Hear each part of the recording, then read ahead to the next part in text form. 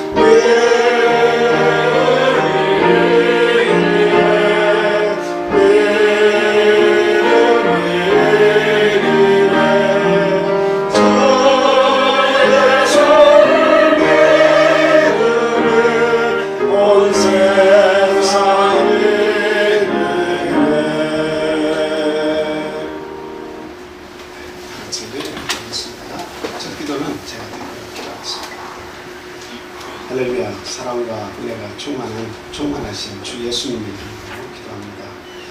하나님 감사합니다. 한 주를 우리 예수 그리스도의 은혜 아래서 살게 하심을 진심으로 감사를 드립니다. 우리의 생명이 호흡하고 우리의 영혼이 약동하는 한 주가 되었기를 간절히 소망합니다. 하나님의 귀한 말씀을 이 귀한 안식일에 택한 저희 백성들을 불러주셔서 먹여주시니 진심으로 감사를 드립니다. 그 말씀을 아멘으로 받을 때에 영육간의 강건함을 허락하여 주시옵소서. 또한 죄와 사망에서 저희들을 구원해 주셔서 십자가의 모진 고난을 당하신 예수 그리스도를 항상 생각하며 살게 하여 주옵소서. 우리들의 모든 허물과 죄를 주님 앞에 온전히 내어놓고 예수 그리스도의 십자가의 은총을 바라보며 그 은혜 아래서 새롭게 됨을 입게 이 시간 축복하여 주시옵소서. 주시옵소서. 앞으로 한 발 한 발 나아갈 때마다 믿음의 전진이 있게 하시고 퇴보하지 않게 하여 주시옵소서. 항상 두려운 마음으로 살아가는 것이 아니라 담대하고 기쁨과 감사의 마음을 가지고 이 세상을 이기며 살아가는 하나님의 백성들이 하여 주시옵소서. 지금 여기에 모인 저희 사랑하는 가족들을 하나님께서 사랑하신 줄 믿습니다. 저희들의 소원이 있다면 저희들만이 아니라 우리와 관계된 모든 가족들, 그리고 우리가 사랑하는 우리의 이웃들, 모든 친구들을 우리 주님 안에서 구원받기를 간절히 소망합니다. 하나님, 그 소망을, 하나님 저희들의 소망을 알아주셔서 그 상대들 한 사람 한 사람의 영혼이 낭망하지 아니하고 때가 이르면 우리 주님 안에서 구원받을 수 있는 놀라운 경륜의 역사가 있도록 주님 인도해 주시옵소서. 절대로 말씀을 전할 때에 두려워하고 또 물러서지 않도록 믿음 100배에서 하나님의 말씀을 가지고 또 하나님께서 주신 절대적인 신앙의 검을 가지고 믿지 않는 자들과 싸워서 그들의 영혼을 구원할 수 있는 그런 믿음이 되도록 이 시간 저희 모든 믿음에 축복을 더해 주시기를 간절히 소망합니다. 하나님, 오늘 이 귀한 말씀을 받을 때에 아멘하고 또 아멘하게 해주옵소서. 이 자리가 천국 잔치가 되게 하여 주시옵소서. 마음의 모든 그늘과 모든 어둠이 물러가고 온전히 예수 그리스도의 사랑을 확신하고 또 그 사랑 가운데 거한다는 우리의 믿음이 바로 서는 그 시간이 되게 하셔서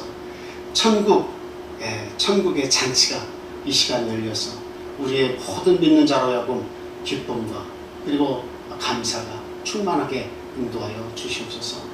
이곳에 함께하지 못한 사랑하는 영의 가족들, 육신의 가족들이 있습니다. 어디에 있든지 그 영혼들 하나님 불쌍히 여겨주시고 이 귀한 안식일에 저희들이 받는 이 축복을, 동일한 축복을 받도록 하나님 그들과도 함께하여 주시옵소서. 예수 그리스도께서 첫 시간부터 마지막까지 영광 받으시고 그리고 마귀일절 틈타지 못하도록 인도해 주실 것을 간절히 믿으며 예수 그리스도 이름으로 기도합니다. 아멘.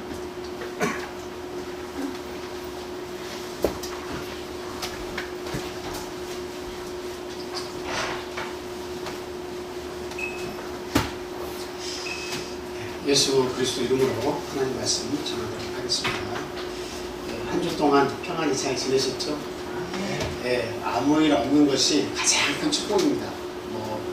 특별히 거기에 더해서 더 기쁜 일, 좋은 일이 있었다면 더 감사하겠지만 참 변함없이 한 주가 이렇게 지나가는 것도 우리 예수님 안에서 참 귀한 축복이라는 걸 잊지 마시고 항상 감사하는 저와 여러분이 됐으면 좋겠습니다. 자, 오늘은 예수님께서 주신 검 그리고 집안의 원수라는 제목을 가지고 같이 은혜를 나누도록 하겠습니다. 자, 우리 본문 같이 읽도록 하겠습니다. 자, 같이 읽겠습니다. 자, 시작. 누구든지 사람 앞에서 나를 시인하면 나도 하늘에 계신 내 아버지 앞에서 그를 시인할 것이요 누구든지 사람 앞에서 나를 부인하면 나도 하늘에 계신 내 아버지 앞에서 그를 부인하리라. 내가 세상에 화평을 주러 온 줄로 생각하지 말라. 화평이 아니요 검을 주러 말하라. 네, 한 절 38절 다 같이 읽습니다. 시작. 또 자기 십자가를 지고 나를 따르지 않는 자도 내게 합당하지 아니하리라.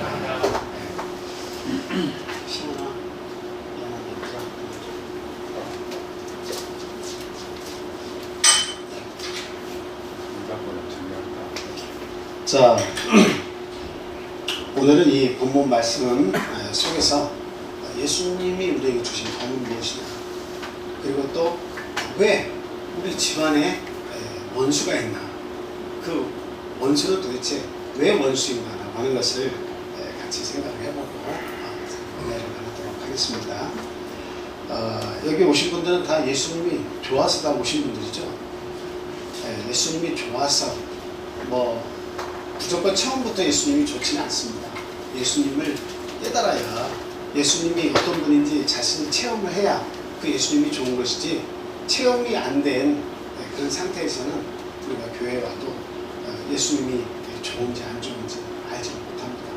그래서 그래서 때가 무르익으면 하나님의 말씀을 귀담아 듣는 그런 훈련을 많이 하다 보면 때가 되면 어때요? 믿음이라는 것이 이 안에 쏙 들어오게 되는 겁니다. 그래서 하나님의 말씀, 성경 말씀은 다 믿어지는 거예요. 그리고 그것을 위해서 내가 십자가를 지기 시작하는 겁니다. 어떤 어려움도 다 뒷전으로하고 예수님을 선택할 수 있는 그 믿음이 우리들에게서 생겨나는 것이죠. 그 중요한 것은 무엇이냐면 신앙인들에게 있어서 굉장히 중요한 건데요. 신앙의 고백이 우리에게서 자주 일어나야 된다 하는 말씀을 드립니다. 여러분들이 누군가를 이렇게 사랑했을 때 남녀간의 그 사랑이나 아니면 어떤 꼭 남녀간이 아니라도 내가 좋아하는 대상이 있어서 있을 때 마음속으로만 내가 널 좋아해, 마음속으로만 내가 널 사랑해, 늘 생각 속에는 있지만 입 밖으로 그 사실을 내지 않으면 어떨까요? 상대가 오해하기 일쑤고 저 사람은 나를 사랑하지 않는 것 같다, 좋아하지 않는 것 같다, 또 시간이 지나면 나에게 관심이 없구나 하고 틈을 돌릴 수도 있는 거죠. 근데 중요한 것은 고백을 하면 어떤 일이 고백을 하면 어떤 일이 벌어질까요? 내가 당신을 사랑해 라고 고백을 하고 내가 당신을 정말 좋아합니다 라고 고백을 하면 어떤 역사가 있습니까? 내가 말을 하는 순간 나쁜 역사는 싹 사라져. 내가 너를 사랑한다, 좋아한다 얘기할 때는 나쁜 것은 머리에 생각이 안 남아있어. 오히려 그냥 다 좋은 것만 생각이 나고, 그리고 내가 그 말을 뱉음과 동시에 2배, 3배 더 적극적으로 그 상대를 사랑하게 된다라고 하는 사실이죠. 그래서 좋아한다고 하는 말은 이렇게 우리가 생각이 날 때마다 좋아한다고 상대에게 그 말을 건네주는 것은 대단히 중요합니다. 이건 뭐예요? 우리가 믿음 안에서도 똑같이 작용을 하는데요. 내가 예수님 당신을 사랑합니다 라는 고백이 없으면 어떨까요? 마음속으로만 예수님 좋아하고 예수님 사랑해요. 이런 것들은 언제 외부적인 환경의 요소가 변화가 되면 그 말이 어떻게 바뀔지 몰라요. 내가 예수님 좋아합니다, 사랑합니다 머릿속으로 생각했지만 갑작스럽게 우리 집안에 어떤 어려운 일, 그런 일이 닥쳤어. 내가 감당하기 어려운 일이 나에게 왔어. 그랬을 때는 내가 마음속으로만 사랑했다고 하는 예수님은 언제 어디로 달아났는지 찾기가 어려울 때가 많이 있습니다. 그러나 그렇게 어려울 때일수록 무엇이라고 고백을 해야 됩니까? 그런 어려움을 주신 하나님이시지만 하나님 감사합니다. 이 어려움을 감당할 수 있도록 해주시옵소서 하고 오히려 하나님을 더욱더 붙잡고 나의 하나님에 대한 사랑을 이렇게 고백을 하게 되면 믿음이 2배, 3배 증진되는 것을 느낄 수가 있습니다. 고백은 굉장히 중요한 거예요. 굉장히 중요한 거예요. 좋은 뜻에서도 중요하고 나쁜 뜻에서도 굉장히 중요한 위치를 차지한다라고 하는 사실이죠. 종종 우리가 불평, 불만을 이야기할 때가 있습니다. 그렇죠? 저 사람은 이런 점에서 너무 안타까워, 너무 밉상이야, 너무나 싫어, 미워, 이런 것들이 우리에게 들어올 때가 있습니다. 근데 그렇더라도 그것을 그냥 입 밖으로 내지 않고 생각만 가지고 있다가 그냥 꿀꺽 삼키면 지나가면 아무 일 없습니다. 그런데 그 사실에 대해서 별거 아니지만 내가 그 사람 정말 밉다라고 고백을 딱 하는 순간 어떻게 됩니까? 그냥 정말 그런 것은 아닌데 정 떨어져라고 어떻게 하다 보니까 그런 말이 내 입 밖에 흘러나왔어요. 그럼 그 다음에 어떻게 수순이 어떻게 됩니까? 이상하게 그 사람을 보면 괜히 기분이 나빠지고, 그냥 기분이 좋다가도 그냥 기분이 속이 상해지고, 정이 떨어지고, 정말 그 말처럼 그와 같이 그를 대할 때 보고 들을 때마다 예민하게 반응하는 우리 스스로를 발견할 수 있게 된다는 거죠.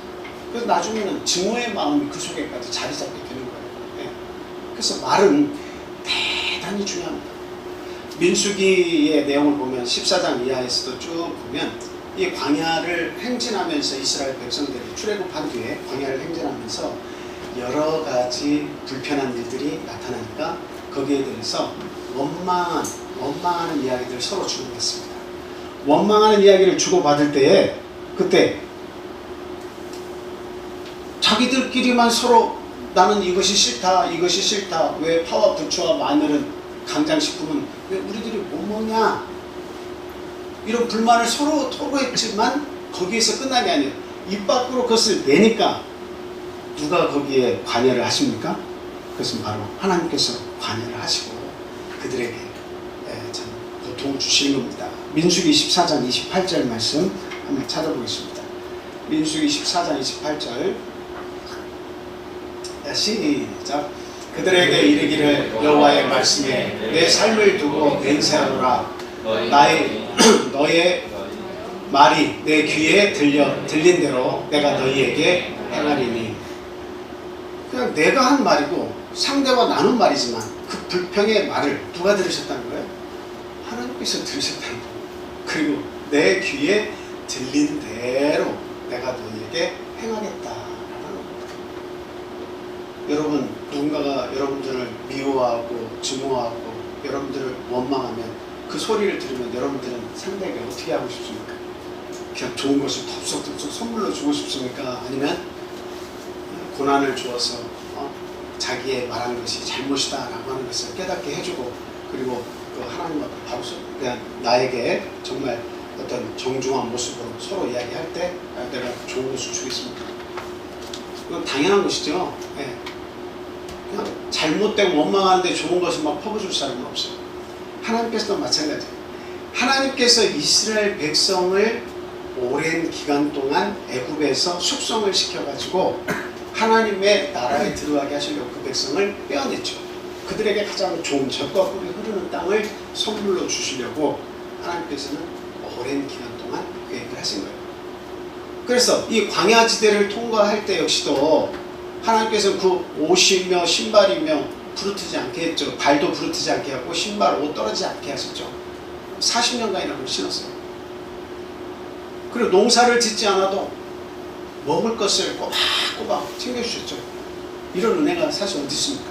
좋은 곳에 들어가게 하시고 하나님의 백성이 되게 하시고 하나님이 그 주변의 모든 나라들을 두렵게 하셔서 그들을 지켜주시겠다고 합니다. 너희는 내 백성이 되고 나는 너희 하나님이 되겠다는 약속을 주셨는데 뭐가 부족한 거예요? 이게 자기 세상에서 살던 애굽에서 살던 그런 것들이 눈에 지금 당장 보여요. 지금 당장 그것이 없으니까 불평하고 원망한 거예요. 그런데 하나님께서 그것을 들으셨다라고 하는 겁니다. 그래서 말은 대단히 중요해요. 우리 보통 낮의 말은 누가 듣고 새가 듣고 밤의 말은 쥐가 듣는다 이런 말이 있죠. 근데 사실 그 말이 틀렸다기보다는 더 정확한 말을 찾는다면 낮의 말이든 밤의 말이든 누가 듣는다? 하나님이 들으신다 하는 것이 진짜 맞는 말입니다. 하나님께서 들으십니다. 여러분의 그 불평의 말도 들으시고 여러분의 신앙의 고백도 하나님께서 들으십니다. 하나님 어떻게 나에게 이런 모진 고초를 겪게 하십니까? 그러나 하나님 줄 놓지 않습니다. 하나님 사랑합니다. 이런 고난을 주신데에도 이유가 있다고 봅니다. 우리에게 구원을 주시옵소서 라고 하나님께 매달리고 기도하고 신앙을 고백하면 2배, 3배, 4배, 10배 그 좋은 믿음으로 하나님께서 승화시켜 주실 것이다 하는 것입니다. 자, 로마서 10장 9절에서 10절 말씀 같이 읽겠습니다.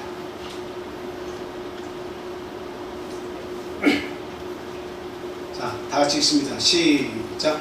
내가 만일 내 입으로 예수를 주로 시인하며 또 하나님께서 그를 죽은 자 가운데서 살리신 것을 내 마음에 믿으면 구원을 얻으리라. 사람이 마음으로 믿어 의에 이르고 입으로 시인하여 구원에 이르느니라. 아멘.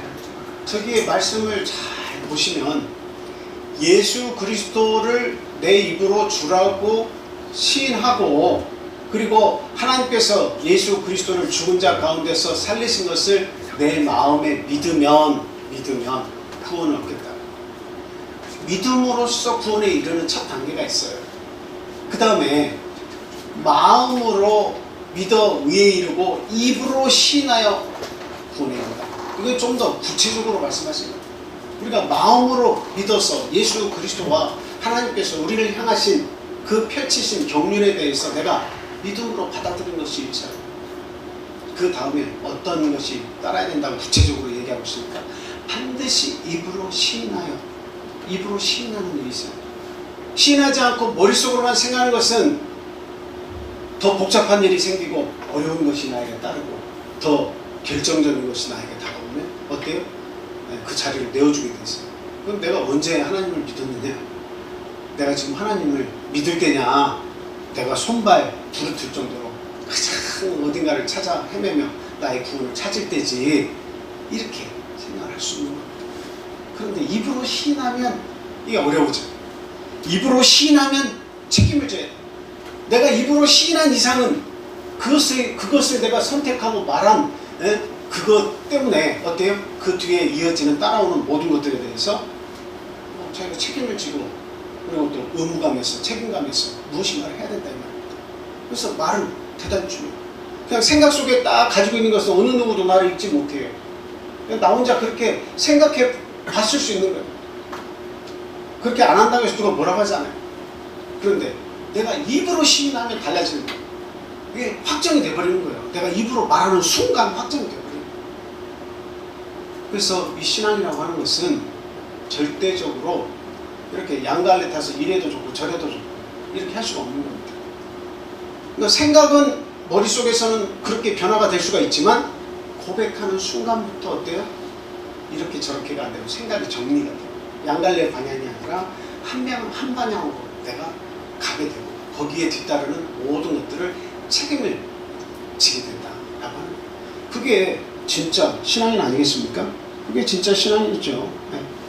고백을 하는 것이 신앙이지 10년을 믿고 20년을 믿고 내가 오랜 시간 동안 내가 하나님 좋다고 또 구원받자고 찾아왔지만 입으로 시인을 못하면 그것은 올바른 신앙이라고 말할 수가 없습니다. 한번 우리 스스로에게 말해보자라는 거죠. 그냥 뭐라고 그래요? 앵무새 따라하듯이 찬송가 있으니까 예수님 사랑해요, 예수님 좋아요, 우리 따라 읽으면서 그 이야기를 했다고 해서 그것이 진짜 나의 신앙의 고백이 되면 좋지만 되지 않을 수가 있잖아요. 그냥 앵무새처럼 따라하는 것이 무슨 그게 고백입니까? 그런데 정말 내가 믿음 가운데 깨달음이 있어서 하나님은 정말 진실하시고 정말 좋으시고 나의 구원자시구나, 하나님은 내 편에서 항상 나를 도우시고 나의 영혼을 사랑하시는 분이시구나 하는 것을 알고 그것을 입 밖으로 시인을 하고 안식일 주님 앞에 나와서 하나님 말씀을 들을 때마다 주님 감사합니다 말씀을 들을 때마다 아멘 하고 내가 입으로 시인을 하게 되면 그 사람은 하나님 앞에서 그 충성심이 배가가 되는 거예요. 하나님이 내 삶 속에서 절대적인 위치에 있어서 요동치 않게 될 때 우리의 믿음은 한층 성숙한 믿음이 되는 것이다 하는 겁니다. 그래서 오늘 저와 여러분들은 이 시간 끝나고 나서 한번 내가 하나님 사랑하는지 한번 생각해 보시기 바랍니다. 어떤 어려움이 와도 어떤 슬픔이 와도 어떤 아픔을 겪어도 나는 하나님 떠날 수 없어요. 하나님 사랑합니다. 이런 고백을 할 수 있는 나인지 한번 깊이 생각해 보시기 바랍니다. 자, 마태복음 10장 본문 말씀의 앞부분이죠. 32절 33절 말씀 같이 한번 더 보겠습니다. 32절 33절 자, 시작. 누구든지 사람 앞에서 나를 시인하면 나도 하늘에 계신 내 아버지 앞에서 그를 시인할 것이요 누구든지 사람 앞에서 나를 부인하면 나도 하늘에 계신 내 아버지 앞에서 그를 부인하리라. 여러분 시인하는 것이 이렇게 중요해요. 여러분이 죽음 앞에 딱 서서 심판대 앞에 서서 있을 때 누군가 이제 죽음의 초를 다투는 그 시각이 되어가지고 이제 죽는구나 할 때 누군가가 와서 잠깐 하고 부르면서 그 심판을 연기하고 내 말을 들으라면서 나는 그를 안다 하고 그를 변호해서 그 죽음의 문턱에서 그를 구원했다고 생각했어요. 여러분 이런 일이 만약에 내 삶 속에 있었다면 그 사람은 로또 맞은 사람 아닙니까? 얼마나 참 얼마나 놀라운 일이 그에게 벌어진 겁니다. 바로 예수 그리스도는 그와 같은 존재다 라고 하는 사실. 내가 예수님 난 당신이 정말 좋아요, 나 당신 정말 사랑해요 라고 끊임없이 고백하면서 그렇게 살아가게 되면 예수님께서도 하나님께서 심판하실 때 외면하기 어려워지시는 정말 난처해요. 외면하기가 난처해요. 나를 이 조그만 이 인간이 정말 그 어려움 속에서 나를 사랑한다고 끊임없이 고백하면서 내 곁을 떠나지 않고 나에게 기도하면서 나를 붙들려고 그렇게 애쓴 사실을 예수 그리스도께서 알고 계시다면 마지막 심판대에서 누가 나타나서 그를 변론하고 보호해 줄 것입니까? 그건 바로 예수 그리스도입니다. 잠깐 얘에게 그것은 마땅치 않다, 더 좋은 것을 그에게 주는다 라고 변호해 주실 분은 바로 예수 그리스도예요. 그러니까 이 땅에 살면서 내가 신앙으로 우리 주님을 나의 구주를 고백하는 것은 대단히 중요합니다. 하나님께서 반드시 나를 시인하신다라고 하는 거예요. 그런데 내가 이 세상 살면서 머릿속에만 잠깐 들어갔다 나갔다 들락날락 하나님의 말씀을 들으면 마귀 새가 와가지고 그 씨앗을 길가에 떨어진 씨앗을 훔쳐가는 것처럼 하나님 말씀 내가 들었어 겨우 한두 구절 말씀 가지고 있을 때 마귀가 싹 가져가 버리듯 그렇게 인생을 살면 하나님에 대한 고백도 없이 내 인생 10년 20년 금방 지나갔다면 마지막 그 심판 때에 나를 위해서 변론해 주실 분이 과연 누구겠느냐라고 합니다. 내가 나를 사랑한다는 부모님이 끝까지 쫓아오겠습니까? 하나님의 심판대 앞에서 내 심판이 그렇게 중요하고 각자의 심판이 다 중요한데 부모님께서 어디에 계시다가 나를 위해서 그 심판대 와서 변론해 주실 겁니까? 어떤 자식이 그 부모가 고난을 당한다고 해서 그 하나님 앞에서 심판대 앞에서 그를 변론하겠다고 나설 것입니까? 절대 그렇지 않죠. 그러니까 중요한 것은 하나님과 나와의 관계가 먼저 우선시 돼야 된다. 그리고 반드시 신앙을 고백함으로써 좋은 신앙을 갖추는 것이 대단히 중요하다라고 합니다. 그 고백 안 해봤으면 앞으로 고백하시기 바랍니다. 절대적인 믿음이 생긴다라고 하는 것입니다. 자, 그래서 우리의 이 고백을 내 안에만 있게 하지 말고 어떻게 해요? 밖에서도 절대화하도록 노력을 해야 돼요. 절대화 시키려면 어떻게 해요? 반드시 입으로 시인해야 돼요. 우리 삶을 살다 보면 우리 교회 안에서는 절대적인 것을 자꾸 부르짖죠. 절대적인 것을 자꾸 부르짖죠. 그래서 직선적 세계관이다 이렇게 이야기합니다. 기독교는 직선적 세계관이다. 그 말은 뭐예요? 올곧게 앞으로만 쭉 가는 거예요. 누구와 타협 안 한다는 거예요. 그래서 많이 듣는 이야기가 뭡니까? 기독교인들은 고집불통이야. 기독교인들은 타협을 도대체 타협을 할 수가 없어. 그냥 무조건 자기 것만 옳대. 그러니까 직선적인 것만 항상 추구하면서 예수 그리스도가 오직 해답이야. 그러니까 어떨 때는 믿는 사람들이 믿는 사람들 보면 짜증나고 막 기가 막히고 상종도 하기 싫어. 그래서 이게 직선적인 이 세계관을 가지고 절대화된 신앙 고백을 가지고 가는 사람들은 뭘 많이 받아요? 핍박을 많이 받아요. 근데 기독교인이라고 말하면서 핍박받지 않고 세상에서 잘 살아가는 사람도 있어요. 어떤 사람들? 그 사람들은 그래 네가 믿는 그것도 좋고 네가 그거 믿는 것도 좋고 불교도 좋고 선도 좋고 그리고 유교도 좋고 무슨 그 기타 대순 진리도 좋고 것도 좋고 결국은 다 구원 얻으면 되는 거 아니야? 근데 나는 기독교가 더 좋다고 생각해.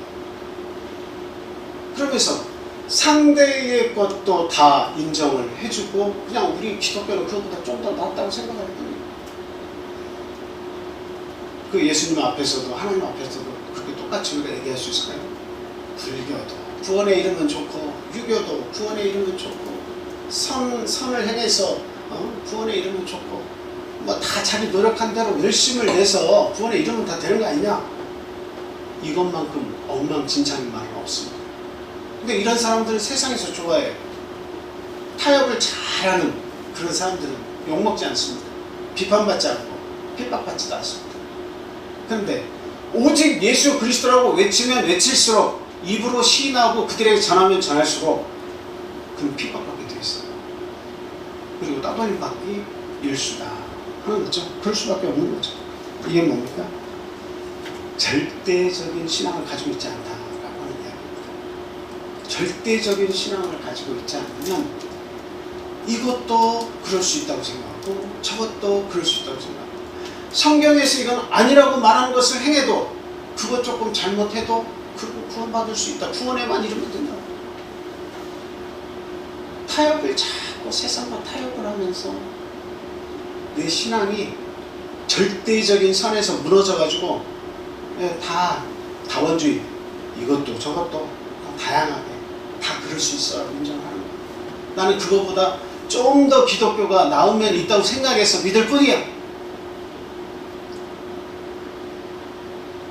우리의 신앙 고백은 절대적이어야 한다라고 합니다. 첫째로 1절 밖으로 내는 것이 중요하죠.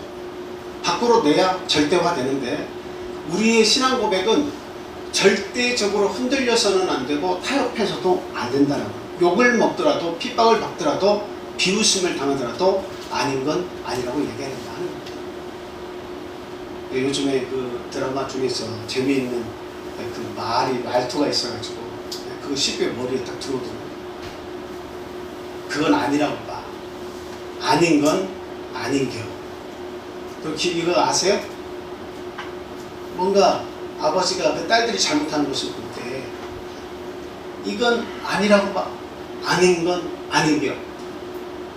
그분이 그 대대로 양반집안에서 장손으로 살아오는데, 그래서 칼같이 아닌 건 아니라고 이야기하면서 딸들을 가르치는 내용들이 있습니다. 그래서 제가 딴 건 몰라도 참 그 말은 옳다 이렇게 생각을 했습니다. 그건 아니라고 봐. 우리에게 할 수 있는 말이면 신앙생활을 하면서 내 신앙의 기준이 반듯하게 서 있었을 때 아닌 건 아니라고 누구에게도, 내 자식들에게도 말할 수 있어야 되고 내 부모에게도 말할 수 있어야 되고, 아버지요, 어머니, 그건 아니라고 봅니다. 아닌 건 아닌 거 아닙니까? 얘들아, 이건 아니라고 본다. 아닌 건 아니야 라고 말할 수 있어야 된다는 거예요. 질질질 우리가 끌려가고 정 때문에 할 말을 하지 못해서 결국에는 그 영혼을 구원받지 못하게 하는데 이르면 얼마나 그것이 낭패가 되겠느냐 하는 것입니다. 그래서 기독교의 이런 타협이 없는 직선적 신앙관 때문에 여러 가지 참 소리도 듣고 어려움도 있지만, 그럼에도 불구하고 우리 신앙인들은 절대적인 그런 신앙 고백을 할 수 있는 자들이어야 한다라고 하는 말씀을 드립니다. 누가복음 22장 36절 말씀 읽겠습니다. 다 같이 읽겠습니다. 자, 시작. 이르시되 이제는 정죄 있는 자는 가질 것이요 검없는 자는 겉옷을 팔아 살지어다. 아멘.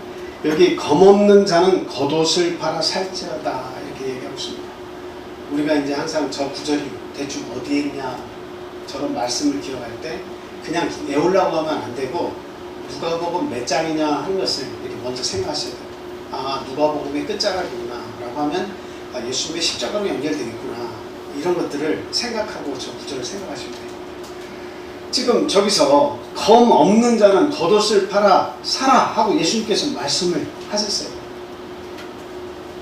그랬더니 제자들이 이야기합니다. 여기 검이 2개가 있습니다 라고 대답을 하는 거예요.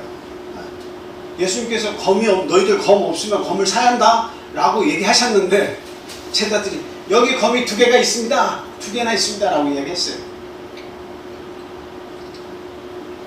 예수님께서 그 제자들이 내가 한 이야기에 대해서 정확하게 의미를 파악하지 못하고 검이 2이 있다고 얘기하니까 예수님께서는 나를 따라다니면서 아직도 내 뜻을 말 뜻을 잘 모르냐 이렇게 안 하시고 족하다 이렇게 하신 거예요. 그러니까 얼마 뒤에 있어서 이 대제사장과 병사들과 이런 사람들이 예수 그리스도를 잡겠다고 횃불을 들고 막 다 나타나는 거예요. 그러니까 베드로가 딱 보고 있으니까 때는 이때다라고 하면서 뭘 꺼내들어요? 이 검을 딱 꺼내드는 거예요. 때는 이때다. 주님께서 뭐라고 말씀하셨습니까? 검이 없는 자는 겉옷을 팔아서라도 이 검을 사라 얘기한 거예요. 이 겉옷은 그 당시의 겉옷은 이불과도 같이 최고로 중요한 거예요. 그러니까 그 겉옷은 절대로 담보로도 받으면 안 돼요. 그 사람이 추워서 얼어 죽을 수도 있기 때문에 그 생명과도 같은 것이기 때문에 이 겉옷은 값이 꽤 나가고 굉장히 모두에게 중요한 거죠. 그러니까 이 중요하다고 생각하는 겉옷을 팔아서라도 검을 사라라고 이야기를 했는데 베드로는 예수님께서 하신 말씀을 잘못 이해하고 검이 있는 것 중에 하나를 자기가 있는 것 중에 하나를 뽑아가지고 대제사장의 종 말고의 귀를 탁 쳐서 귀를 떨어뜨린 거예요. 그러니까 예수님께서 말고의 귀를 이렇게 붙여주시죠. 마태복음 26장 52절 말씀 보겠습니다. 자, 같이 읽겠습니다. 시작. 이에 예수께서 이르시되 내 칼을 도로 칼집에 꽂으라. 칼을 가지는 자는 다 칼로 망하느니라. 아니 어느 장단에 춤을 춰야 돼요. 전에는 겉옷을 팔아서라도 칼을 사라 해놓고 이제는 칼을 가지는 자는 다 칼로 망한다고 지금 이야기를 하고 있으니 예수님이 어떤 말씀에 장단을 맞춰야 되겠습니까? 근데 예수님께서 그 귀를 말고에게 이렇게 다시 붙여주십니다. 예수님께서 하신 칼을 준비하라 라고 하는 것은 어떤 의미일까요? 이제 곧 뭐가 있겠다? 칼은 언제 필요한 거예요? 뭐 무 썰고 옷 썰 때 필요해요. 지금 예수님 말씀하신 칼은 이제 곧 뭐가 있겠다는 거예요? 전쟁이 있겠다는 거예요. 이제 곧 전쟁이 있겠다는 거예요. 그러니까 너희들이 칼을 가지고 있어야 되는데 베드로는 어떻게 생각한 거예요? 아 이제 우리 선생님을 모의하고 나중에 우리들이 당하겠구나. 선생님을 구해야겠다. 육신의 전쟁을 생각하는 거예요. 그러니까 칼을 들어가지고 아주 담대하게 거리낌 없이 귀를 베버리고. 그런데 예수님께서 말씀하신 전쟁은 어떤 전쟁이죠?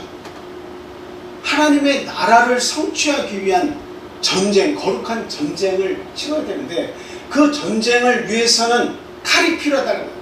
너희들이 목숨같이 여기는 그 외투를 팔아서라도 이것을 준비한다 라고까지 아주 적극적으로 말씀하셨는데 그 칼은 도대체 어떤 칼입니까? 영적인 전투를 위해서 이제 내가 핍박을 당하고 십자가에 죽고 이제 너희들의 마음은 흔들리고 너희들이 물고기를 잡던 대로 다시 돌아가고 믿음을 떠나고 이런 역사가 있을 텐데 그와 같은 영적인 싸움이 나타날 때를 대비해서 영적인 칼을 준비하라. 영의 싸움을 위한 마음의 칼을 준비하라 라고 예수님께서 넌지시 말씀을 해주십니다. 근데 그때 당시에는 제자들이 깨닫지 못했습니다. 그래서 이 칼이라고 하는 것은 죽느냐 사느냐의 문제를 이야기할 때 칼이 나옵니다.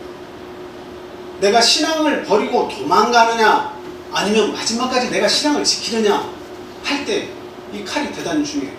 칼이 있는 사람은 싸워서 이기지만 그러나 신앙의 칼을 갈지 못하고 또 갖지 못한 자는 절대적으로 어느 하나 뵐 수도 없고 싸울 수도 없다라고 하는 거죠. 무기력하게 쓰러지고 무기력하게 세상 가운데 넘어져서 그냥 그 세상이 전부인 줄 알고 사는 거예요. 칼이 없는 사람들.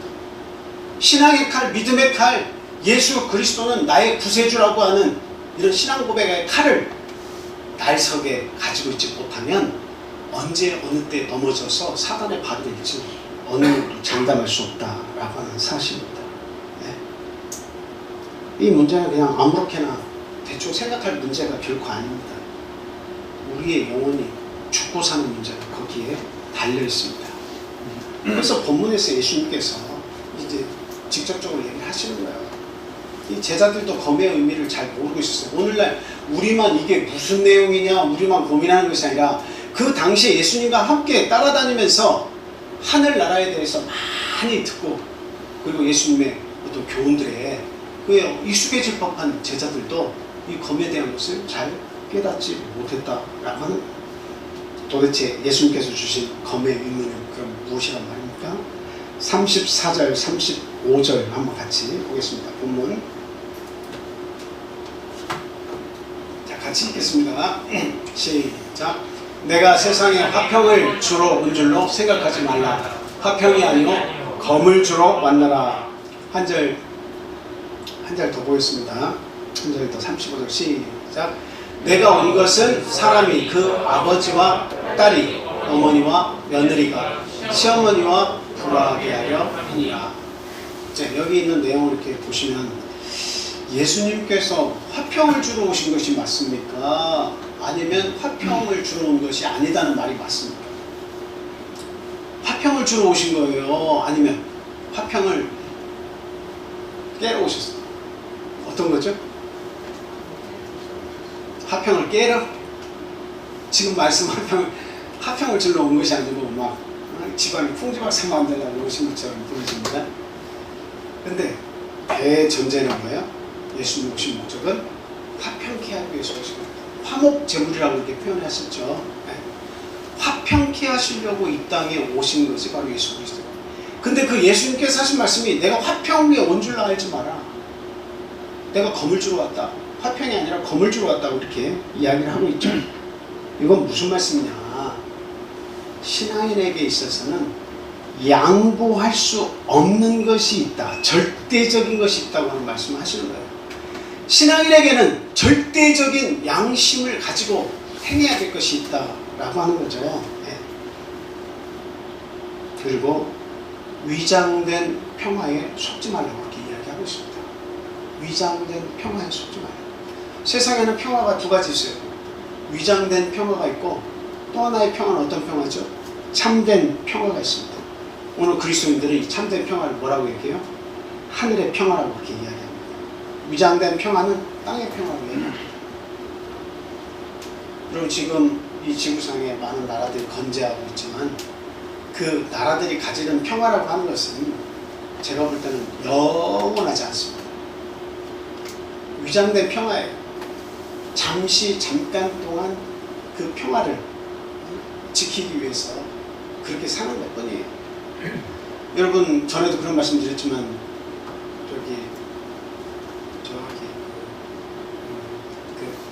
충남대가 아니고 그 대통령 별장을 뭐라고 하죠? 청남대가 아니고 청남대. 그 청남대에 가면 대통령 그 별장이 유리창이 있는데 그 이야기를 듣다 보니까 그 유리가 뭐로 돼 있대요? 방탄으로 돼 있대요. 우리는 거기가 안전하다고 이야기하지만 그 안전이라고 하는 것은 위장된 안전입니다. 영원하지 않아요.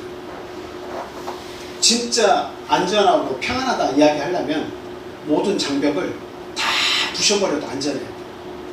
그게 진짜 안전해요. 대통령이 어느 곳으로 가셨어도 그런 위협이 없이 평안할 수만 있다면 그게 진짜 평안 아니에요? 근데 어디에 가도 방탄차를 타야 되고 방탄집에 들어가야 되고 방탄 속에서 휴식을 해야 되고 2종 3종으로 특수부대가 물속에서 물밖에서 지켜야만 안전하다고 느끼는 것은 이거는 위장된 평화예요. 언제 어느 때 깨질지 아무도 모르는 거예요. 근데 그런 위장된 평화가 어디에도 있다는 겁니까? 오늘날 우리 가족 사이에도 우리 가족의 삶에도 위장된 평화가 있더라 라고 하는 거예요. 그러니까 그 위장된 평화라는 건 뭔 뜻인지 여러분 대충 감이 이제 오시죠? 네. 그냥 눈으로 보기에는 아빠와 엄마가 관계가 평안합니다. 부모와 자식지간에 눈에 보이는 것은 별 탈이 없습니다. 평안한 것처럼 보여요. 평화로워요. 음식도 같이 나누고 웃기도 하고 즐거워요. 그런데 나중에 자세히 알고 각자 갈 길을 가요. 제일 중요한 이 생명에 관한 문제를 다룰 때 부모도 다른 길로 가고 형제도 다른 길로 가고 나는 이 길을 못하고 가고 다 각자의 길을 가는 거예요. 그냥 만나서 말을 못해요. 위장된 평화를 깨뜨리기가 어려워서 평안하다 화평하다 우리는 안전하다 우리의 가족은 모두가 다 구원받았다 서로 다 자신의 주관을 가지고 그렇게 생각하고 이해하고 그렇게 노력하면서 살지만 그러나 그 무엇인가는 틀렸을 거 아니겠습니까? 그런데 잘못된 길을 간다고 서로 인식해도 그 위장된 평화를 깨치기가 어려워서 말을 할 수가 없는 거예요. 결국 내가 생각하는 구원은 그냥 나만 받으면 되지 라고 하는 선에서 머무르고 어느 누구에게도 얘기를 해보지도 못한 채 그 인생들이 하나씩 하나씩 막을 내리고 있다라고 하는 사실입니다. 그래서 하나님은 분명히 말씀하신 거예요. 내가 평화를 주려고 너에게 온 것이 아니다. 검을 들어 왔다. 제발 좀 싸워라. 싸워라. 아내는 남편하고 싸우고 남편은 아내하고 싸우고 부모는 자식과 싸워서 위장된 평화를 깨뜨리고 참된 평화를 너희 가정에 가져와라. 모두가 하나 될 수 있고 모두가 함께 구원 얻을 수 있는 그 길을 선택하라. 처음에는 싸우느라고 힘이 들고 얼굴을 붉히기도 하고 말 못할 상황도 오고 고통스럽고 눈물도 흘리겠지만 그러나 그 정석의 길을 가서 싸워서 결국 결론이 나서 그렇게 가기로 한다면 너 정말 애썼다. 영생을 못 얻을 자가 없다. 그렇게 해서. 근데 오늘날 우리 신앙인들 전체를 보면 자식에게도 할 말을 못하고 남편과 아내에게도 할 말을 못하고 그대로 방치를 해요. 그리고 나서 나중에 시간이 많이 지나가면 그 자녀들도 부모도 신앙에서 떨어져 있는 것을 바라보게 됩니다. 참 내 가족이 뭐다?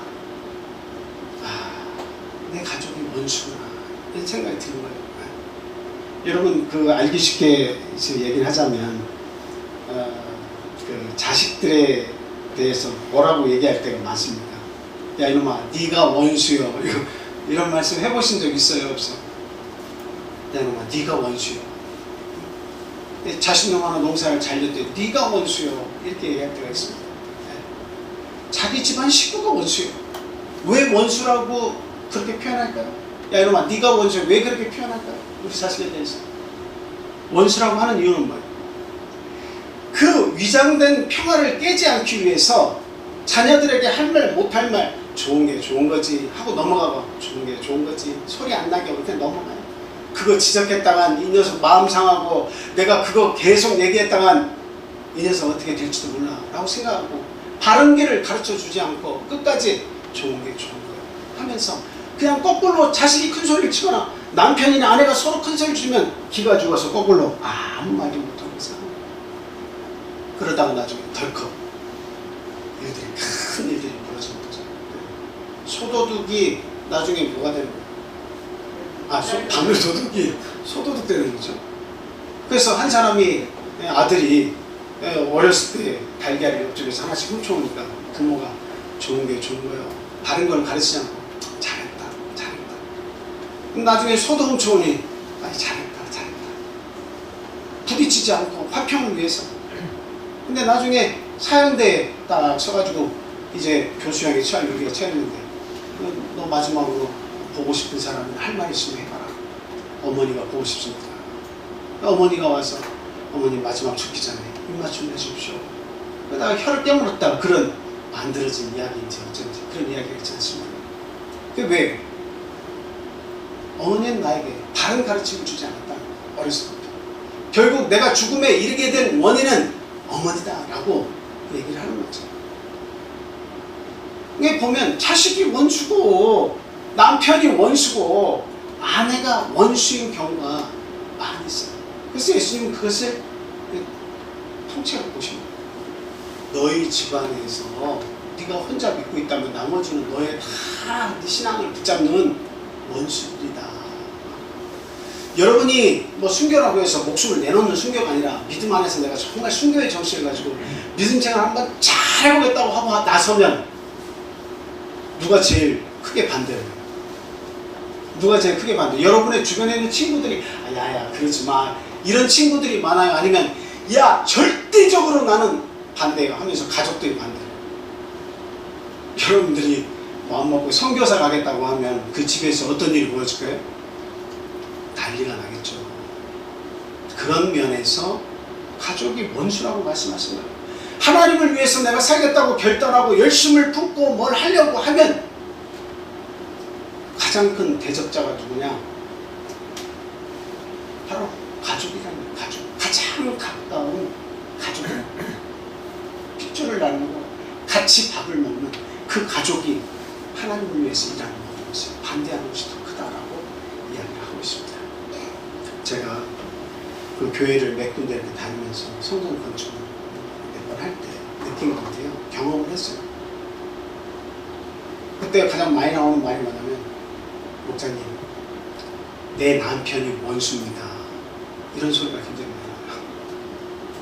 내 남편이 원수입니다. 한 케이스에서는 내 남편이 왜 원수냐? 건축을 해야 되는데 건축액을 정해가지고 큰 돈을 1차 했어. 근데 교회가 지어져 가는데 2차, 3차가 남았어. 근데 이 청년이 이 빵집 그 요리를, 빵을, 베이커리, 빵을 굽는 그런 데 배우고 있는데 큰 빵집에서. 근데 그 수습 기간은 월급이 얼마? 60 몇만 원밖에 그 당시에서 안 됐어요. 지금부터 한 7, 8년 전에. 그런데 그 빵집에서 첫 월급을 탔다고 즐거워하면서 친구들하고 같이 이렇게 저녁 식사 같이 하겠다고 가다가 사고가 나서 그 상대방에게 물어준 돈이 65만 원. 다 나갔어요. 한 푼도 남음없이 이걸로 그냥 풍합시다 하고 끝난 것이 65만 원.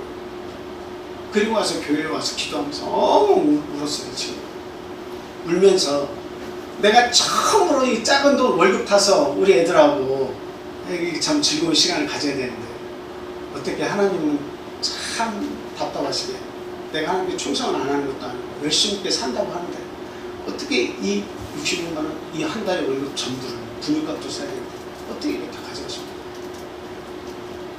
왜 이런 일이 일어납니까? 적어도 한 10만 원, 20만 원 정도 이렇게 좀 나가고 나머지는 좀 남게 하셔가지고 살게 하셔야지. 이게 도대체 뭡니까? 많은 돈 버는 것도 아닌데. 그래서 통곡을 하면서 기도를 했어요. 몇 날 며칠을 직장에서 저녁 10시, 11시 오면 교회를 들려서 기도하고 왔어요. 근데 교회 건축을 하는데 오늘 찾아와서 저한테 그렇게 이야기합니다. 교회에 필요하면 이렇게 쓰시라고 하면서 그 전세금을 빼가지고, 저는 몰랐어요. 그게 전세금인지 아닌지는 저는 몰랐어요. 전세금을 빼었어요. 그리고 갑자기 월세를 구해서 나갔어요. 저는 전혀 예상치 못했어요. 근데 그때부터 부인이 안 나와. 교회를 안 나와. 그러면서 전화를 해서 저한테 오직 말을 막 합니다. 아무리 건축도 좋지만 이렇게 집안이 망해서야 되겠습니까? 하면서 내 남편이 정말 원수처럼 여겨집니다.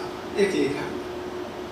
이제 우리 애기 갓난애기랑 해서 둘이 있는데 이제 어디서 키웁니까? 그래서 제가 그런 얘기를 했어요. 나는 그게 다 상의가 된 줄 알고서 헌금을 한 걸로 생각을 했고, 그리고 그 형제가 참 믿음이 좋은 형제지만 그래도 어떤 그 부인의 의견을 다 들어서 합의를 봐서 그렇게 드린 걸로 알았지 전혀 그런 예상을 못했다. 그러니까 지금이라도 그 맹세 서원한 것에 관한 그 구약에서의 규례도 이게 정확히 알지 못한 채 누가 바치면 그것을 정확히 이해한 쪽에서 그 문제를 다시 해결할 수 있는 법이 있으니까 오늘날에도 똑같이 나는 그렇게 생각한다. 그러면서 부부가 서로 이야기를 잘 하셔가지고 정해서 하든 안 하든 그것은 두 분이 결정하시면 좋겠다. 이렇게 얘기를 했어요. 근데 기어코 이 형제는 했고 그 자매님은 또 철회는 하지 않으려고 했어요. 이왕 한 것이니까 하나님께 드린 것이니까 내가 어떻게 이걸 달라하겠습니까? 그래서 한동안 저를 엄청 원망했어요. 제 일도 아니지만 그러나 목회자가 그 일의 한가운데 있다 생각하고 원망하고 상당 기간 동안 교회를 나오지 않고, 그 다음에 다른 친척집의 아파트에서 살다가 지금 캐나다에 이민을 가서 잘 살고 있습니다. 그럼 그 남편이 원수요. 너무 하나님 앞에 열심을 내니까 이게 원수요. 원수. 하나님 앞에 나도 교회를 다니지만 너무 열심을 내니까 원수요. 원수가 되는 거예요. 그리고 제가 또 한 번은 한 교회에서 그때도 건축이 한참 진행됐을 텐데 자매님이 믿음이 좋아요. 남편은 믿음이 조금 아내보다 못해요. 그러니까 두 사람이 11조를 내는데 아내는 정확한 11조를 내는데 이 형제는 아내가 11조를 냈으니까 됐다는 생각을 가지고 살아요. 자기가 헌금을 중간중간에 헌금을 해요. 그래서 알고는 있지만 설교 말씀을 녹여서 언젠가는 드리면 그것을 빼달 날이 오겠지 라고 생각할 수가 있습니다. 근데 건축이 이제 시작이 딱 됐는데 아내가 계획을 작성했어요. 그리고 그것을 조금씩 해가지고 배송돼서 그 계획을 딱 맞췄어요. 헌금을 다 했어요. 네, 제가 들려오는 말이 그 남편이 헌금을 건축 헌금을 돌려달라고 한다 이런 이야기를 들었어요. 그래서 그 남편을 불러서 이야기했습니다. 어떤 일로 돌려달라고 하냐. 아니 세상에 우리가 맞벌이를 하지만 얼마 되지도 않는 그런 가운데 삶을 살고 있는데 아니 남편과 상의도 없이 이렇게 거액을 헌금할 수가 있는 겁니까? 이건 말도 안 되죠. 돌려주십시오.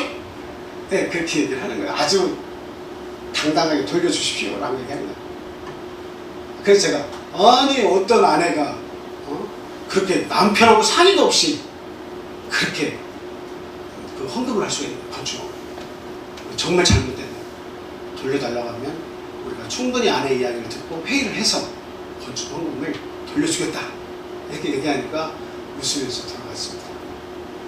그 아내를 불렀어요. 그 자매님 불러서 아니 이렇게 중요한 일을 하면서 첫째 그렇게 하고 싶으면 정말 하나님 앞에 내가 그런 자신이 있어서 하는 걸 드릴 수 있다고 생각했으면 정말 남편이 끝까지 모르게 해서 그것을 마치든가 서원을 마치든가 아니면 그럴 자신이 없으면 남편과 정확히 상의를 해서 액수가 크고 적음을 떠나서 하나님 앞에 드리는 것이 맞지요. 왜 그렇게 했습니까? 좀 지혜롭지 못합니다. 이렇게 얘기를 했어요. 그랬더니 이제 본인도 고개를 끄덕이면서 어떻게 하다가 돈 추적하면서 남편이 얘기하는데 자신이 대답이 궁하다가 어떻게 건축도 하고 하니 하나님 앞에 그것을 바쳤다고 말할 수밖에 없었다. 그럼 이제라도 좋으니 내가 회의를 해서 돌려주겠습니다. 그리고 서로가 마음이 합해서 하나님께 기쁘게 드릴 수 있는 그 헌금을 해라. 그렇게 하고서 돌려보냈어요. 돌려줬어요. 자, 이런 것처럼 그 아내가 하는 말은 내 남편이 너무 이제는 신앙이 없어서 원수요. 한쪽은 신앙이 너무 커서 원수고 한쪽은 신앙이 너무 작아서 바닥을 기는 것 같으니까 그 원수라는 거예요. 열심을 내고 뭔가를 하려고 하면 보통 이해가 안 되는 일을 한다. 그게 내 신앙을 가로막고 있다라고 하는 거죠. 보통 요즘 저희 나라에서는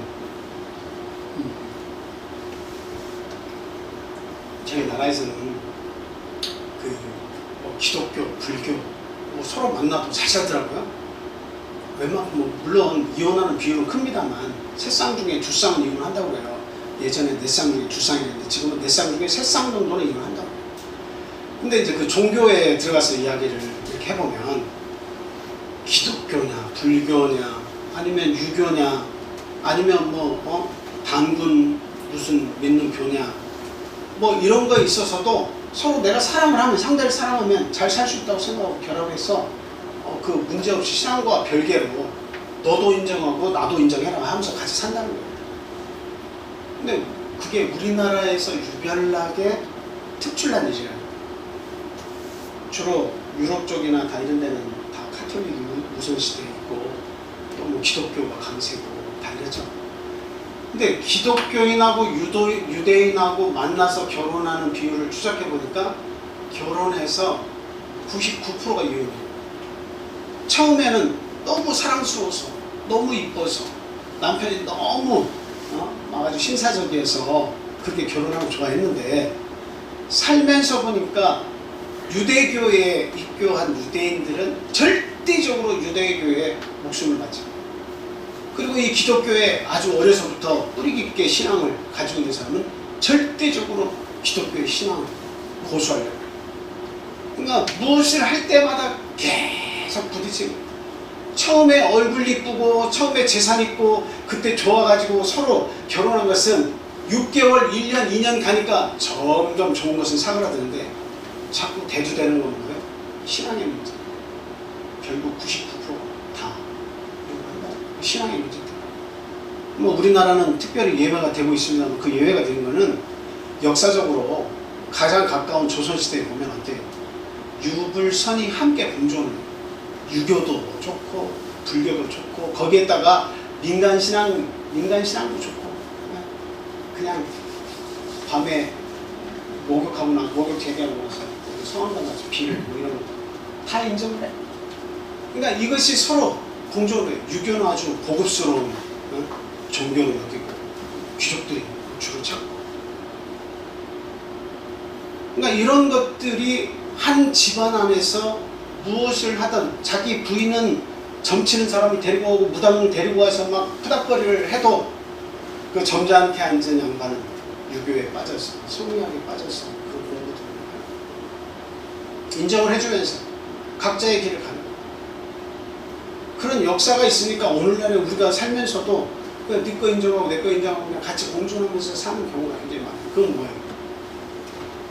신앙의 절대적인 것이 없기 때문에 한 집안에 이렇게 믿고 저렇게 믿고 저런 구원이 있다고 얘기하는 것은 절대적인 것이 거기는 없는 거예요. 이것도 좋고 저것도 좋고 그냥 화평만 안 깨뜨리면 돼요. 그러니까 예수님께서 하신 말씀은 내가 화평을 주러 온 줄로 생각하지 말라는 거예요. 화평이 아니라 검을 주러 왔다고 얘기하는 거예요. 네가 싫지만 겉으로 외형적으로 보기에는 그 평화를 깨뜨리는 말하는 것이 너무나 힘들고 고통스럽고 어렵겠지만, 그러나 그 검을 가지고 싸우라는 거예요. 피뜨기는 전쟁을 하라는 거예요. 죽냐 사냐의 문제니까 싸우라는 거예요. 죽냐 사냐의 문제니까. 칼은 상대를 죽이고 내가 살아야 되는 거예요. 그 무기예요. 내가 가지고 있는 가치관, 세계관, 하나님에 대한 절대적인 이 신앙, 이것을 가지고 상대가 구원에 이르지 못하는 잘못된 길을 가고 있으면 이것을 가지고 가서 싸우라는 거예요. 하나님의 말씀을 가지고 싸우라는 거예요. 그래서 평화를 쟁취하라는 거예요. 그럼 이 예수님의 말씀은 뭔가 잘못된 것이냐? 그렇지 않아요. 내 집안 식구가 원수라고 하는 말씀은 잘 생각해보면 원수가 돼야 그들을 구원할 수가 있어요.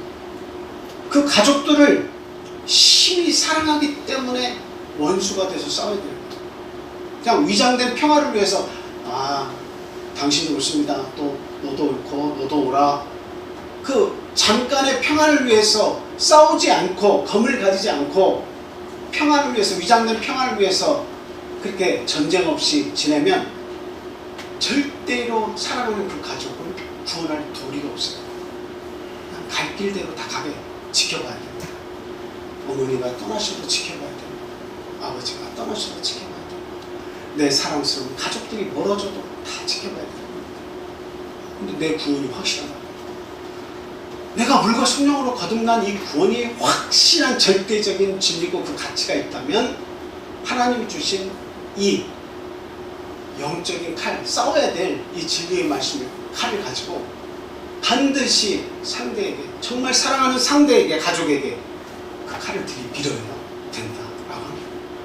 그래야 한 사람이라도 구원을 얻는 거예요. 영생을 얻게 하는 거예요. 절대적으로 타협할 수 없는 것, 양보할 수 없는 것, 복음이라고 하는 사실 분명히 우리가 알아야 되겠다 합니다. 누가복음 2장 35절,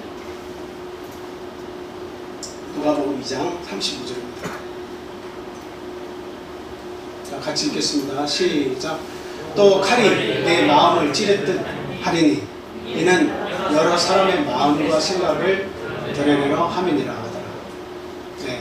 내 마음을 찌르듯, 칼이 내 마음을 찌르듯 하리라. 이것은 시몬이 마리아에게, 예수님 그 은퇴한 마리아에게 축복을 하면서 예언을 한 내용입니다. 칼이 내 마음을 찌르듯 하리라. 이것은 미래에 있을 한 내용인데 그게 뭘까요? 그 내용이 뭘까요? 예수님께서 십자가에 달려 돌아가실 때 마리아의 마음이 어떻겠습니까? 칼이 자신의 마음을 찌르듯 할 것이다. 이렇게 얘기하는 거예요. 그러나 육신적으로는 칼이 내 마음을 찌르듯 하지만 예수님께서 십자가의 사건을 이루어서 다 이루었다 하셔야만, 율법의 요구를 다 끝내셔야만 더 이상의 희생 제물을 드리지 않아도 될 정도의 확실한 제물이 되어서 십자가에서 돌아가 주셔야만 우리 모든 인류에게 화평이 오는 거죠. 구원이 있죠. 그러니까 칼이 내 마음을 찌르듯 하냐, 육신적으로 그냥 연관이 되어서 남자를 알지 못하는 가운데 성령으로 잉태되었긴 하지만 내가 직접 낳았어요. 어머니의 정이 있어요. 키운 정이 있어요. 육신의 그와 같은 아픔, 살을 도려낼 듯한 정도의 그런 아픔이 있겠지만, 그러나 예수 그리스도는 그들과 싸워야 된다라고 하는 거예요. 그 길을 가야 된다라고 하는 거죠. 오늘날 저와 여러분들이 우리의 가족들을 만날 기회가 많지는 않지만 만남이 있을 때마다 정말 내가 가지고 있는 진리가 옳다면 칼을 내밀어야 되는 거예요. 그걸 그 가족을 사랑하니까 칼을 내미는 거예요. 사랑하지 않으면 죽어도 되고 구원받을 필요도 없으면 내가 왜 하나님의 말씀의 칼을 내밀겠습니까? 그렇게 망하든 말든 그렇게 가면 되는 건데. 그런데 너무도 사랑스러우니까 상대가 듣든 안 듣든 또 하게 되는 거예요. 그러다가 어느 누가 하나님의 마음을 녹이셔서 구원받게 하시지 누가 알겠습니까? 그래서 우리는 예수님께서 검을 주러 왔다고 한 사실, 그리고 내가 하나님 앞에 열심을 내려고 할 때마다 원수가 내 집안 식구라고 하는 것을 우리가 몸소 체험을 하면서 참 절대적인 내가 신앙을 가지고 살아야겠구나 하는 이 사실, 우리는 되새기고 또 되새겨야겠다 이렇게 말씀을 드립니다. 그래서 이 거짓 화평에 진 사람 이야기를 마태복음 19장 16절 21절에 나옵니다. 찾지 않겠습니다. 이거는 지난번 설교 때 나온 거예요. 부자 청년이 어떻게 하면 영생을 얻을 수 있습니까? 예수님 앞에 무릎을 꿇었죠. 예수님께서 계명을 지키라. 어려서부터 다 지켰다. 참 예수님께서 기특하다고 칭찬하시면서, 그러면 네가 가진 소유한 그 재물을 다 팔아서 가난한 자들에게 주고 너는 나를 쫓으라. 그럼 하늘에서 평화가 있으리라. 이렇게 말씀하셨습니다. 지금 이 부자는 자기가 가진 것이 많은 거로, 재물이 많은 거로 어떻게 하면서 돌아갔다고 얘기해? 근심하며 돌아갔다라고 얘기하고 있습니다. 그 사람에게는, 그 마음속에는 칼이 있는 사람이에요. 칼이 없는 사람. 전쟁을 해서 자기의 생명을 구원했어요? 못했어요? 예수님께서 네 겉옷을 팔아서라도 칼을 사라고 했는데 그 칼을 준비한 자예요? 준비하지 못한 자예요? 어려서부터 신앙이 있다고 생각하고 계명도 열심히 지켰지만 그 믿음의 칼을 제대로 가지고 있지 못했어요. 싸우지 못했어요. 결국 그 부자의 원수는 뭡니까? 자기 집안 식구가 아니라 자기가 만들어 놓은 재물이다. 자기가 낳은 자식도 원수가 될 수 있고, 나를 낳아주신 부모도 하나님 안에서는 원수가 될 수도 있어요. 내가 열심히 모은 재산도 하늘나라 영생을 얻는데 나의 원수가 될 수도 있는 겁니다. 믿음의 칼을 가지고 절대화된 신앙 고백이 있는 사람은 싸울 거예요. 그러나 그 원수와 싸우지 않아서 얻는 것은 무엇입니까? 위장된 평화. 잠시 잠깐 이 땅에 사는 동안 잠깐 평안하다고 하는 그 위장된 평안을 선택을 하는 거죠. 가장 어리석은 선택이죠. 이 세상 사는 우리 하루살이처럼 살다가 떠나는데 거기에 목숨을 걸고 거기에 무슨 큰 구원이 있는 것처럼 살아가면 얼마나 어리석습니까? 먹고 사는 건 하나님께서 주신다 하셨습니다. 정말 내 일이 주어진 일에 최선을 다하면서 신앙을 잘 지키면 일석이조 아닙니까? 하나님 앞에 구원받아서 영원한 삶도 얻고 이 세상 사는 동안 먹고 있는 것도 하나님이 챙겨주시고 출애굽한 백성들에게 주신 것처럼 우리 주시겠다는데 왜 그것을 우리가 못 믿느냐 하는 겁니다. 그래서 저와 여러분들은 하나님께서 우리에게 칼을 주셨다고 하는 것, 칼을 주셨다는 것, 그 칼이 무엇인지 알아야 되겠습니다. 그것은 하나님께서 주신 우리에게 아주 절대적인 믿음, 또 하나님의 확실한 진리의 말씀, 이것이 하나님께서 우리에게 주신 검입니다. 그 검을 가지고 가장 사랑하는 존재, 가장 가까운 가족들, 그리고 친구, 이웃들, 그들에게 정말 그들을 사랑하기 때문에 이 하나님의 말씀의 칼을 내밀 수밖에 없고, 그리고 그들의 구원을 위해서 이 칼을 내밀 수밖에 없다는 사실을 우리가 모두가 인식을 같이 해야 되겠습니다. 그래서 마지막 말씀은 뭐라고 결론을 내리고 있습니까? 37절에서 39절 결론입니다. 본문 말씀은 37절, 38절, 39절까지 다 있네요. 자, 같이 한번 읽어보겠습니다. 자, 시작. 아버지나 어머니를 나보다 더 사랑하는 자는 내게 합당하지 아니하고, 아들이나 딸을 나보다 더 사랑하는 자도 내게 합당하지 아니하며, 또 자기 십자가를 지고 나를 따르지 않는 자도 내게 합당하지 아니하니라. 자기 목숨을 얻는 자는 잃을 것이요, 나를 위하여 자기 목숨을 잃는 자는 얻으리라. 이 말씀이 결론입니다. 여기에 보니까 아버지나 어머니, 또 자식, 그리고 또 나를 하나님보다 더 사랑하면 결국에는 다 뭐예요? 합당하지 않다. 자기 십자가를 지지 않으면 합당하지 않다. 그 말은 뭐예요? 결국 자기의 아들, 딸도 잃고 자기의 부모도 잃고 결국은 나도 잃는 겁니다. 네, 나도 잃는 겁니다. 하나님보다 상대를 더 사랑하면, 내가 남편을 하나님보다 더 사랑하고, 아내를 더 사랑하고, 그리고 내 자식을 더 사랑하고, 이렇게 하다 보면 그 상대의 말을 듣고 따라갈 수도 있잖아요. 그러니까 나중에 신앙까지도 버리는 경우가 나타나게 되십니다. 그러니까 우리는 최우선적으로 내가 신앙을 가졌다면 하나님을 가장 사랑하겠습니다 라고 고백을 해요. 이거는 사람과 사람 사이에 질투할 대상의 사랑이 아니라 절대자에 대한 사랑을 먼저 가지는 것이, 이게 당연한 이치가 아니라는 겁니다. 네. 그래서 하나님을 선택했으면 절대적인 신앙을 가지고 하나님을 사랑해야 돼요. 딸보다, 아내보다, 남편보다, 가족 식구보다 더 하나님을 사랑하면 결국 어떤 역사가 있을까요? 나도 구원받고 가족도 구원받습니다. 사랑을 하면 다 구원받아요. 그런데 하나님보다 누군가를 더 사랑하면, 첫째는 하나님이 내게서 떠나고 서로가 구원을 얻지 못해요. 그래서 참 앞으로 하나님 사랑합니다라는 고백이 우리의 삶 속에서 그냥 반복적으로 들려져야 되겠고요. 그리고 절대적인 고백이라는 것, 그리고 그 내가 하나님 사랑한다고 고백했을 때 뒤따르는 모든 일들에 대해서 내가 믿음을 가지고 감당하고 책임을 져야 된다는 그런 말씀을 드립니다. 그리고 원수가 원수여서 원수라고 하는 것이 아니라 가장 사랑하는 자들이기 때문에 하나님을 믿게 하려고, 그가 원수의 위치에 있는 것을 구원받도록 돌이키게 하려면 어쩔 도리가 없이 그들이 나의 원수가 되어야 하고, 그 원수들을 내가 믿음의 칼로 그들을 겨냥할 수밖에 없다는 것, 그것을 참 순종하는 마음으로 받아들이실 수 있기를 바랍니다. 오늘 여기까지 말씀드리겠습니다. 자, 우리 다 같이 성령으로 기도하겠습니다.